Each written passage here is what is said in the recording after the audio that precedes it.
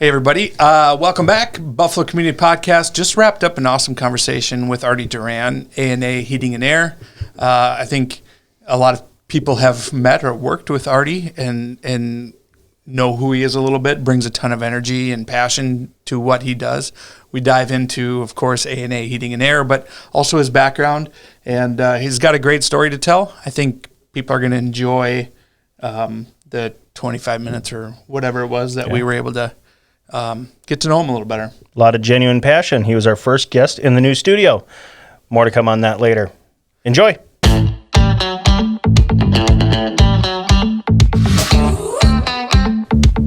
This is the Buffalo Community Podcast, all about the greatest small town in the USA, the people in it, and how it all works together. Here are your hosts, Tyler Reese and Mark Benzer.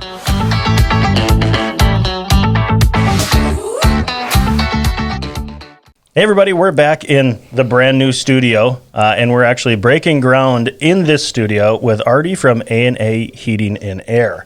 Artie, thanks for coming in. We really appreciate you making the time, and honored that you're our first guest in the new studio. Well, we appreciate you having us here today. Yeah, perfect.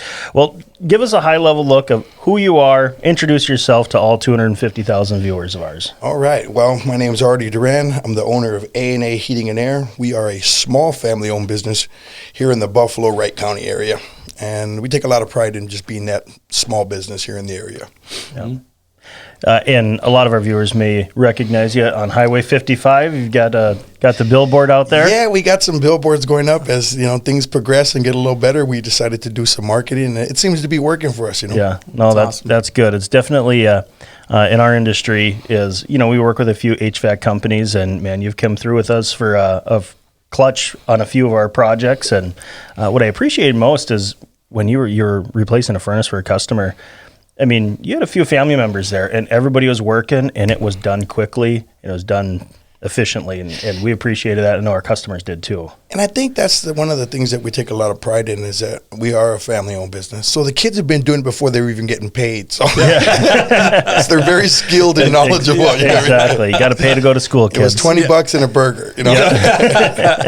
Oh, $20 and a burger. And a burger. I told them, be grateful. Yeah. Right? Exactly. Wasn't always as good for me. Yes, sir. So, that's awesome. Tell us a little bit about your family. Well, I grew up in Southern California. Grew up there, and then I moved away to get out of the inner city and things like that, and I wanted a little bit different life for me and my kids. So I went to a town called Coeur d'Alene, Idaho, and I went to start working there, and then that's where I started my trade. I've been going on 27 years now in the heating and air field. So that's all about how long ago I had left Southern California.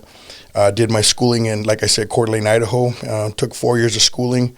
And then as my career progressed, I decided to find a place where I wanted to relocate, and Minnesota's cold. Yes. As a nice brisk 28-degree November day, we're here today. And tell us a little about growing up in Southern California. Why the hell would you come to Minnesota? Well, we're grateful you are. Yeah, so. No. Southern California is it's not all sunshine and palm trees. You can, if you grew up in the inner city and it's single mother and things like that, it gets a little rough, and the neighborhoods get rough. Sure. So I grew up in that environment, and I chose to. When I had kids, I looked at them a little differently and wanted to do something better for them, Mm-hmm. And I think that was the whole thought process in it. But it was a culture shock, that's for sure. Yeah. So when you get your heating and air, is it the climate in Minnesota? Was that part of in terms of running a business and heating and air, and Minnesota needs both of those things? It was that, and I had a friend that was up here, so it was easy to have somewhere to go to get started and fill out the area and stuff like that.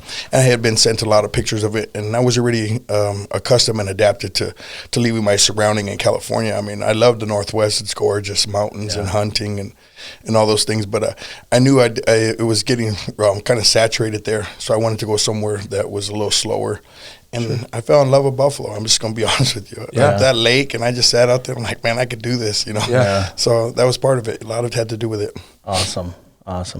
It's a small business, family business.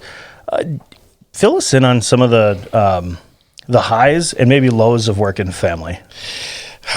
Sorry, highs, Justine.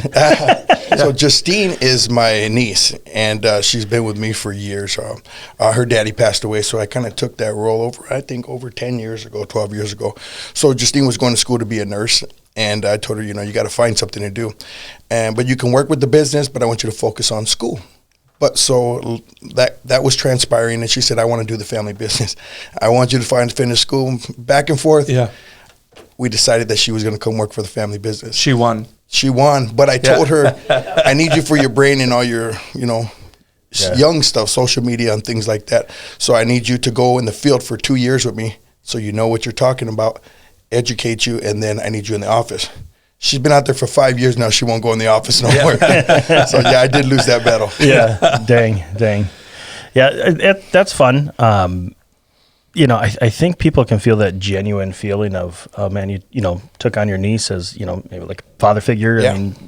So I think you can feel that passion and just the energy that you walked into the office this morning with. It definitely feel it every time you come into a customer's home as well.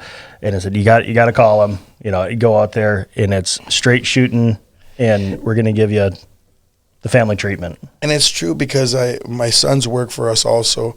So they're a big part of it. Like I said, they started when they were younger. So a lot of this is I tell them, we got to take a lot of pride in what we do because this is going to be yours someday. Mm-hmm. And you never know when that day is going to come, so be prepared and be ready. Yep. And I take a lot of emphasis on that, like you just never know. So they're ready, they're good to go, they're in place. But as far as us and the people, I think that society has just gotten way too fast. And I just take a lot of pride in, let's just slow it down. Yeah. I'm in a community and I'm in an environment around me that people want to show me their deer hunting pictures or their fish pictures they caught.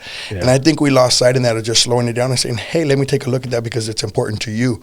Yeah. And I think that's what separates maybe, I don't want to talk about everybody, but for me at least, is I try to slow things down a little bit. And how do I say it? I use that silly word. I live in the real world too. So I get it. Times are tough out there. So instead of me jacking the prices up, why don't we try to give back just a little bit? We may do 2 jobs to everybody's one, but we stay steady, Yeah, that's good. You talked about the 2 jobs you do. What does A&A Heating and Air do? Like if somebody needs your services, I don't want to assume heating and air conditioning, right? Yeah. But let's dive into that a little bit. So basically what we do is we are not a new construction company, meaning when the new houses go up, we go in and put the ductwork in. There's a lot of good companies that do that. We have a background in that, but we just don't specialize in that. Basically what we specialize in, if your furnace goes out and you go in the yellow page, you call, we're the people that come to that door. So we'll fix your stuff, give you options, and usually we just get it repaired, or if you need it replaced or they call us, then we'll take the furnace and air conditioner and replace it at that point. What are the yellow pages? Not yellow pages. We started off with the yellow pages. Justine just smacked your head. Okay, I told you to be quiet. Google's my buddy. My new buddy, Google. Oh, that's so funny. Do you remember, though, advertising in the yellow pages? Oh, 100%. I just sit on it to get a haircut. Yeah. Do you remember that? Yeah. I think we all got that one. Yep. Absolutely. Get the phone book and the salad bowl for my bowl. Do you remember cut. that? Yeah. I still cut my own hair. Yeah. Okay, we're in a cooler season right now. Are you busy? Yeah, we're staying super steady. It was a big drop off from last year a little bit. It seemed like the weather and just the mood around town and everything was just a little slower. I think it was just the economy and what was going on with that. And this year we've skyrocketed. We're busy doing some weekends and do whatever we got to do to get people eat. It's not one of them jobs that you could say we can put it off tomorrow. Yeah, people need heat, and so you got to step up. When it's busy, we're busy, and I tell my guys that we're going to have busy lives, no lives when it's busy, and then there's time to relax. But right now, it's a busy time, especially in those emergency calls. It's probably sometimes one of the worst days of their year. Like exactly, it's they just had a baby, and like, hey, we need heat here. We need somebody here now. Just had it last week. We had a lady that was out, and about 2 weeks ago, wasn't it? And about 2 weeks ago, and she was 2 days overdue. Furnace is completely out. They need replaced, so we moved some things around and we got it in there and we changed it, and it works out really, really good. Those are the simple things that we try to do. With your small family business and your small team, does it get to a point where you have to say, I would love to help you, I'm a day out, or I'm 2 days out, or can you typically get to most jobs? Yes, but I kind of take that back to my work ethic that I don't like to say no. Right. So I try to do the best I can do. There are times where it does get a little bit overwhelming, but how do I say it? The people in the community seem to be embracing us, and we'll wait. Yeah. And, you know, price does talk. Yeah. So, I mean, it's a matter of waiting and being $3,000 to $4,000 less. People will wait 2 or 3 days, you know what I mean? Yeah. But what I do in those situations is I went out and took it upon myself to purchase a ton of space heaters. So if somebody's house goes down and we can't get there for 4 days, we're not leaving them like that. Yeah. We'll set out space heaters. We'll accommodate them free of charge, set everything up for them, keep their house at 70, call them, check on them. So they're not missing a beat. So that it's a win-win for me, you know? Yeah. Yeah. Nice.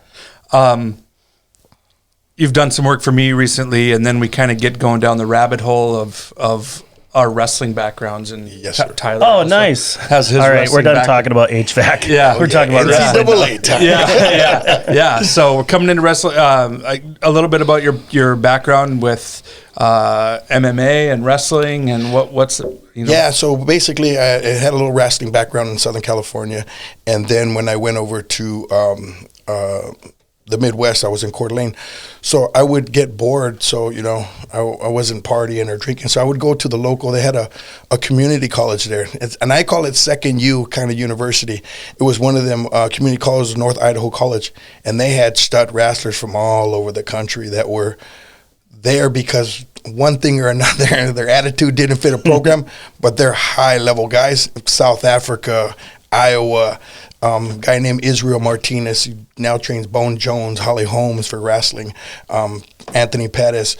But he was there too, so I would go in there, and I would just sit in the back and just watch. And then they asked me one day, what are you doing here? And I go, So I want to fight. I got nothing better to do, so I just wanted to watch this. They said, well, we need a body, so come over here. So I actually got to step in and wrestle and be used as the dummy guy. They're like, hey, you're not bad. You know? Yeah. So it progressed, and it went on, and then one of the coaches asked me if I wanted to go to a jiu-jitsu class. So I went over to a jiu-jitsu class, and I did that, and I seemed to like it, and didn't make me pay, so Yeah. I didn't have a lot of money back then, so Yeah. it worked for me, you know. Yeah. Cool. That's awesome. See, I never could make the jump from, you know, wrestling to fighting. Yeah, I'm like, Me neither. I mean, I know we did it as a kid growing up in the neighborhood, but I realized how much I didn't know how to fight when I actually trained with fighting, and I was getting, you know, handed to me every day on a regular basis. You know? So when we were training and stuff, and I went with them to work with some of the wrestlers in the MMA room, they had called me up and asked me, they were doing local small teeny shows, and said, hey, are you coming out tonight? And I said, no, I wasn't planning on it. It's a Thursday night, you know. And he's like, hey, can you come out? We need a favor from you. And I go, what's up? He goes, you think you could fight tonight? I said, bro, I don't really want to do that. I was scared. I said, no, I don't want to do that. And it's something terrifying by being on stage and everybody looking at you. and So then the guy that wants to kill you. Yeah, so they talked me into it, and I went and did it, and boy, was that a rush. So. Did you win? Yes, sir. Nice. Yes, sir. So is it a career record of 1-0, or does it get in your blood then, and you're like, I want more of this? You did, but it was more of an amateur circuit thing. We did it, and I enjoyed it and stuff. But I realized there was no money in it, and then so my story, like in my background, where it brought me here is. I grew up in Southern California, and then I was a single dad, so I got custody of all my kids, my boys. Yeah. So I decided either that or I had to be a dad now. So that was my choice there. So I had to drop my Michael Jordan dreams. You know? Yeah. Your boys wrestlers? Yes, they were. Andy played football here, and Aaron played football, and he wrestled here also. Sure. How old are they? What's the age range? Aaron is 32 now, and Andy is 29 now. Gonna be 30. No, he'll be 30 this year in March. Sure. Very fun. What about outside of work, when you know you have your busy time where you don't have much of a life? Is it just relaxing and enjoying your time? Do you get out? What do you like to do outside of work? And basically, we recently bought I call it a seasonal campsite. So we bought one in Waseca. Is that how you say it? Waseca? Yep. Waseca. So it's a family campground there, Yeah. and we bought a campsite there with a camper on it and everything. It's got a yard and flowers. Cool. And Nice. I know it sounds cheesy. No, I love but it. I go out there and I water them in the morning. And That's awesome. do that stuff and relax. And I got a golf cart. Nice. So I get to tour the property with a golf cart, and it's kind of cool. You're living a high life there. On a budget. I like it. No, there's nothing. It's a family already in place, and now I got grandkids, so I take them up there, and they have activities and DJ for the kids on Friday nights and stuff like that. And they got a cool ice cream shack. So, nice. What's your grandpa nickname? Is it Papa? Papa. Papa. They call me Papa. Yeah. And she says, "Papa, pick me up from the daycare." That's very fun. So it's good stuff. That's awesome. Well, any last words as we kind of wind down here that you want to tell our viewers, residents of Buffalo, Wright County area? No, I just want to say thank you for having me on here, and I also want to thank the community here in Buffalo, especially the Wright County community Facebook page. I don't know where I would be without that community Facebook page. Those people seem to show me so much support. So if anybody of you guys are listening right now, thank you so much from the bottom of my heart, because if I'm having a bad day, I go read that Buffalo community page and I feel good again. You know? Wow, that's rare. Yeah. That's kind of the opposite. They will knock you down, but that place, I cannot do no wrong. So it makes me feel like I am doing my job, and that's my gauging stick. Yep. Yeah, that's fun. Fantastic. Well, we appreciate you coming on here. Always fun talking to you. For the Buffalo Community Podcast, I'm Tyler Reese. I'm Mark Benzer. And Artie. Nailed it. Thanks for listening to the Buffalo Community Podcast, produced by Edlin Media. You can find us on Facebook and YouTube, as well as anywhere you listen to podcasts.